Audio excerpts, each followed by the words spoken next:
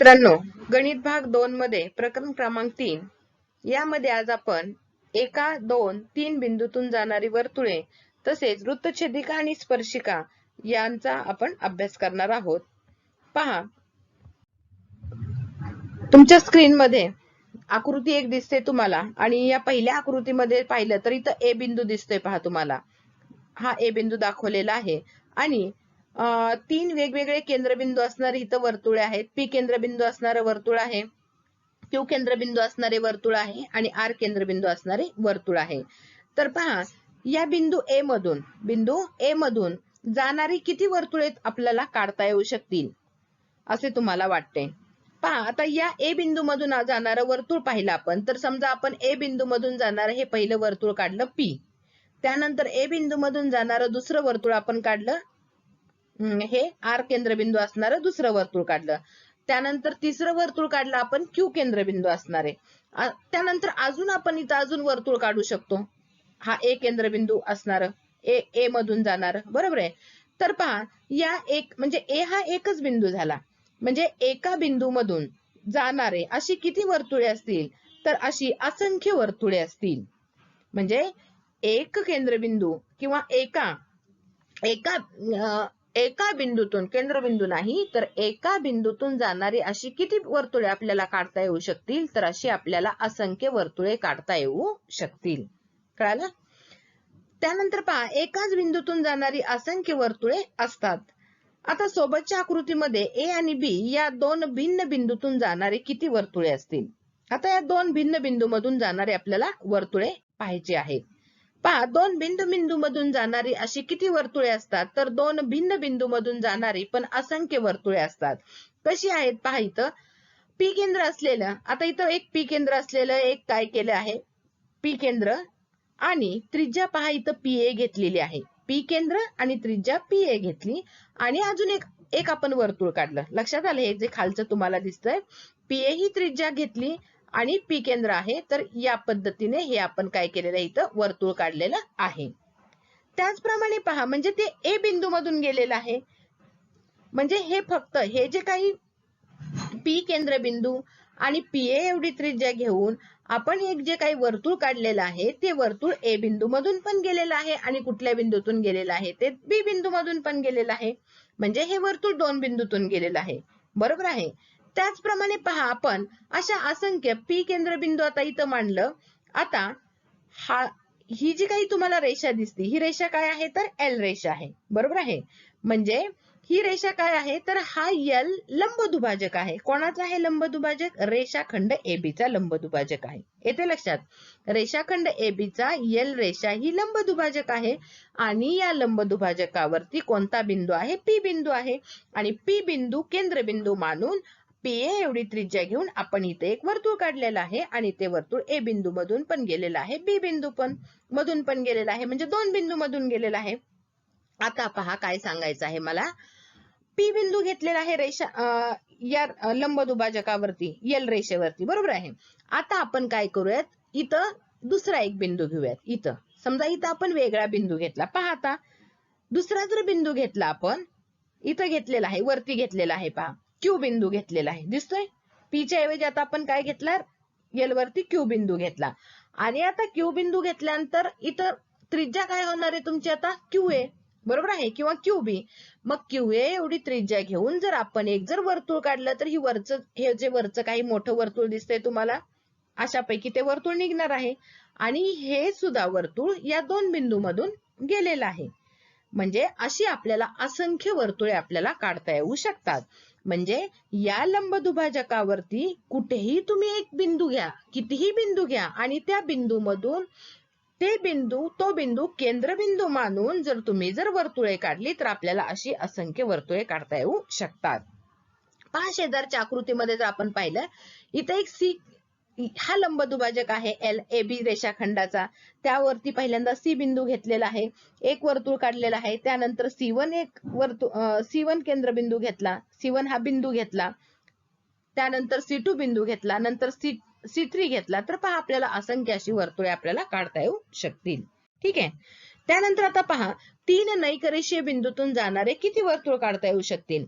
पहा, इथं आकृतीमध्ये बिंदू ए आहे, बिंदू बी आहे, बिंदू सी आहे आणि हे तिन्ही बिंदू नैक रेषीय आहेत. एका रेषेमध्ये नाहीयेत, ते नैक रेषीय बिंदू आहेत.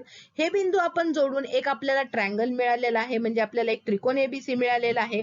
आता ह्या त्रिकोण एबीसीच्या कोणत्याही दोन बाजूचे जर आपण लंब दुभाजक काढले, एसीचा लंब दुभाजक काढला आणि आपण एबीचा इथं लंब दुभाजक काढला आणि हे दोन्ही लंब दुभाजक आपल्याला ओ बिंदू मध्ये छेदतात.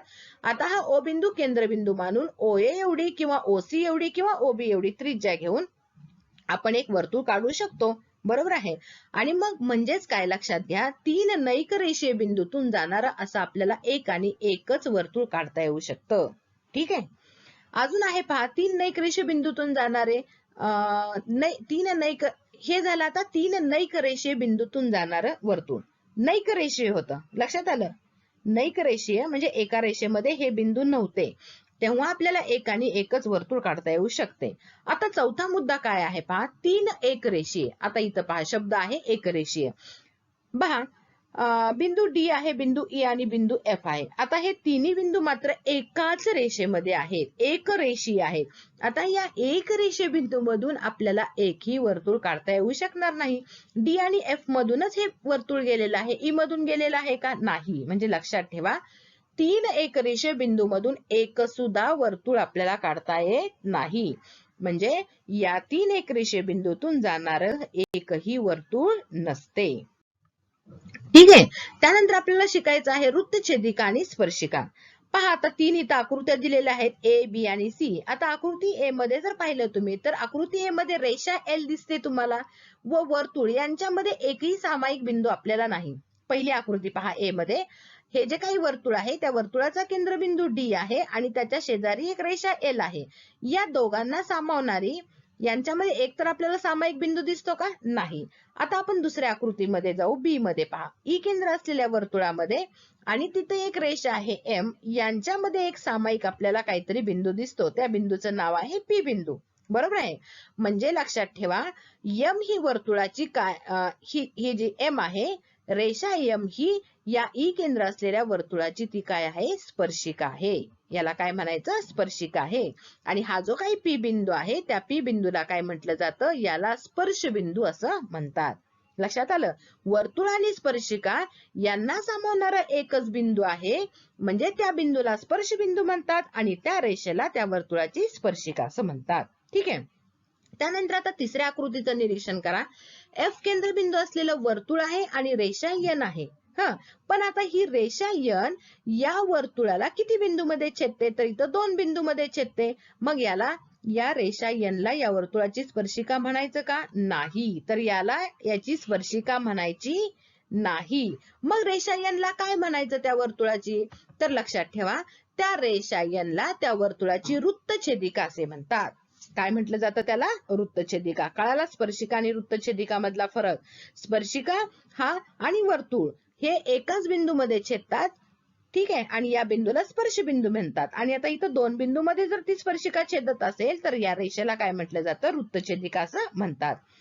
त्यानंतर रेषाखंड एबी, हा जर रेषाखंड एबी बघितला आपण तर तो वर्तुळाच्या अंतर्भागात आहे. कशामध्ये आहे तो? वर्तुळाच्या अंतर्भागात आहे. आणि त्यामुळे या एबी ला काय म्हटलं जातं? तर त्या वर्तुळाची जीवा असं म्हणतात. ठीक आहे. पहा आता पाठ्यपुस्तक क्रमांक 50 मध्ये तुम्हाला एक कृती सांगितलेली आहे. ओ केंद्र असलेलं वर्तुळ काढायला सांगितलेलं आहे. ओ केंद्र असलेलं वर्तुळ, त्या वर्तुळाची त्रिज्या काय घेतलेली आहे? ओएम एवढी त्रिज्या घेतलेली आहे. आणि या त्रिज्येला लंब असणारी एक रेषा काढा. आता या त्रिज्येला लंब असणारी काय काढायला सांगितलेली? रेषा काढायला सांगितलेली आहे. आणि ही रेषा आणि वर्तुळ यांच्या छेदनबिंदूंना पी व क्यू असे नाव द्या. पहा, ओएम एवढी त्रिज्या आहे आणि याला लंब असणारी एक रेषा काढली, ती पी क्यू अशी आहे. पी क्यू रेषाखंड तिथं तयार झालेला आहे आणि या वर्तुळाला पी बिंदू मध्ये छेदते आणि क्यू बिंदू मध्ये छेदते. ठीक आहे. रेषा पी क्यू ही ओ कडून बिंदू एम कडे अशी सरकत आहे. लक्षात घ्या, रेषा पी क्यू ही ओ बिंदूकडून बिंदू एम कडे अशी सरकत आहे की तिची आधीची स्थिती नव्या स्थितीला समांतर राहील. म्हणजे काय? पीक्यू जे आहे, पीक्यू काय आहे तर समांतर आहे. पहा, अजून एक इथं खालची रेषा काढलेली दिसते तुम्हाला. बरोबर आहे. पण ही रेषा कशी खाली सरकलेली आहे पीक्यू? तर ही पीक्यू ऑलरेडी समांतर आहे. मग म्हणजे त्या PQ ला समांतर असणारी तर दुसरी रेषा आहे. त्यानंतर खाली अजून सरकली तर ही समांतरच राहणार आहे. खाली सरकली तिसरी पण समांतर आहे आणि शेवटी परत पहा ती पण समांतर आहे. बरोबर आहे. म्हणजेच रेषा PQ आणि त्रिज्या पहा, रेषा PQ आणि ही त्रिज्या यांच्यामधला जर हा आपण कोन बघितला तर हा कोन नेहमीच कसा दिसतो आपल्याला? काटकोन दिसतो. म्हणजे आपल्याला तो 90 अंशाचा कोन दिसतो. मग यावरून आपल्या काय लक्षात येते? पहा काय लक्षात येते, महत्वाचं आहे प्रमेय. वर्तुळाच्या कोणत्याही बिंदूतून जाणारी स्पर्शिका, वर्तुळाच्या कोणत्याही बिंदूतून जाणारी स्पर्शिका तो बिंदू जोडणाऱ्या त्रिज्येला काय असते तर लंब असते. आणि या गुणधर्माला काय म्हटलं जातं? या गुणधर्माला स्पर्शिका त्रिज्या प्रमेय असं म्हटलं जातं. ठीक आहे. त्यानंतर आपल्याला एक प्रमेय पाहायचंय पहा. काटकोन त्रिकोण, इथे एक काटकोन त्रिकोण दिलेला आहे ABC आणि या काटकोन त्रिकोणामध्ये आपल्याला माहिती आहे हा जो काही कर्ण आहे तो कर्ण ही सर्वात मोठी बाजू असते. मग आता हे आपल्याला कसं सिद्ध करता येईल पहा थोडक्यात. आपल्याला माहिती आहे त्रिकोण ABC हा काटकोन त्रिकोण आहे आणि या काटकोन त्रिकोणामध्ये पायथागोरसचं प्रमेय आपल्याला माहिती आहे. कर्ण वर्ग बरोबर म्हणजे AC चा वर्ग बरोबर AB चा वर्ग अधिक BC चा वर्ग. त्याला आपण कारण लिहू शकतो पायथागोरसचे प्रमेय. आता AC यावरून पण आपण म्हणू शकतो की AC ही काय आहे तर सर्वात मोठी बाजू आहे. कारण यावरून आपण सिद्ध झालं AC चा वर्ग बरोबर AB चा वर्ग अधिक BC चा वर्ग. म्हणजे कर्णाचा वर्ग हा इतर दोन बाजूंच्या वर्गांच्या बेरज एवढा आहे. हे पायथागोरसचं प्रमेय म्हणतो. त्यावरून आपण म्हणू शकतो की AC ही सर्वात मोठी बाजू आहे. AC म्हणजेच काय तर कर्ण हे सर्वात मोठी बाजू आहे. आता पहा त्रिकोण ABC मध्ये मापकोन B बरोबर 90 अंश माहिती आहे आपल्याला आणि कोन A आणि कोन C. आता कोन B हा काय आहे तर 90 अंश आहे ते आपल्याला माहिती आहे. बरोबर आहे. मग उरलेले जे काही त्रिकोणाचे दोन कोन आहेत कोन A आणि कोन C यांची पण बेरीज किती येणार आहे? 90 अंश. का? कारण त्रिकोणाच्या तिन्ही कोनांच्या मापांची बेरीज 180 अंश असते. हा जर 90 असेल तर 180 मधून 90 गेले 90 राहिले. म्हणजे ह्या दोन्ही कोनांच्या मापांची बेरीज 90च असणार आहे. बरोबर आहे. मग आता पहा कोन A अधिक कोन C बरोबर 90. या दोन कोनांच्या मापांची बेरीज 90 आहे. परंतु हा एकटाच कोन B याचं माप किती आहे तर 90 आहे. म्हणजे निश्चितच कोन B कसा झाला? हा मोठा कोन झाला. बरोबर आहे. B हा कोन मोठा झाला. मग आपल्याला आपण एक प्रमेय शिकलेला आहोत पहा की मोठ्या कोनासमोरील जी काही बाजू असते ती कशी असते तर मोठी असते. मोठ्या कोनासमोरील बाजू काय आहे? 9वीत प्रमेय शिकलेला आहोत. मोठ्या कोनासमोरील जी काही बाजू असते ती मोठी आहे. मग मोठ्या कोनासमोरीलची बाजू कोणती आहे? AC. आणि त्यामुळे त्रिकोण ABC मध्ये सर्वात मोठा कोन B आहे आणि त्या कोनासमोरची बाजू काय आहे? AC. तर AC सुद्धा काय असणार आहे तर ती मोठी आहे. आणि AC म्हणजेच काय आहे तर कर्ण आहे.